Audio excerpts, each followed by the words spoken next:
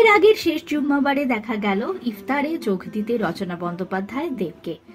আপনাদের সবাইকে স্বাগত সিনে গসিপে। বাঁশবেড়িয়া অঞ্চলে প্রচার ও জনসংযোগ করলেন তৃণমূল প্রার্থী রচনা বন্দ্যোপাধ্যায়। প্রচন্ড গরমে তারকা প্রার্থীকে দেখা গিয়েছে সকলের সঙ্গে কথাবার্তা বলতে। হুটগলা গাড়িতে প্রচারও করেছেন অভিনেত্রী। দুপুরে ত্রিবেণীতে দলীয় কর্মীদের সঙ্গে খাওয়া দাওয়া করে একটু বিশ্রাম করে আবারও শুরু করেছিলেন প্রচার অভিনেত্রী। বিকেলে ঝুলুনিয়ার বড় মসজিদের সামনে ইফতার পার্টিতে যোগ দেন তৃণমূল প্রার্থী রচনা বন্দ্যোপাধ্যায়। দেখা গিয়েছে সকলের সঙ্গে বসে ফলাহার করতে অভিনেত্রী রচনাকে।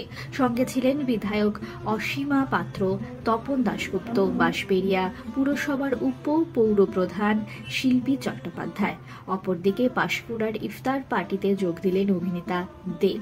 শুক্রবার পাঁশকুড়ার তৃণমূল কংগ্রেসের সংখ্যালঘু সেলের উদ্যোগে পাঁশকুড়ার একটি গেস্ট হাউসে আয়োজন করা হয়েছিল ইফতার পার্টির।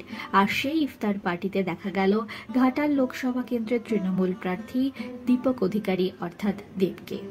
বিনোদন জগতের আর অনেক খবর নিয়ে ফিরছি, জুড়ে থাকুন আমাদের সঙ্গে। আমরা হলাম সিনে গসিপ, জুড়ে থাকুন আমাদের সঙ্গে। সাবস্ক্রাইব করুন আমাদের এই ইউটিউব চ্যানেলটি।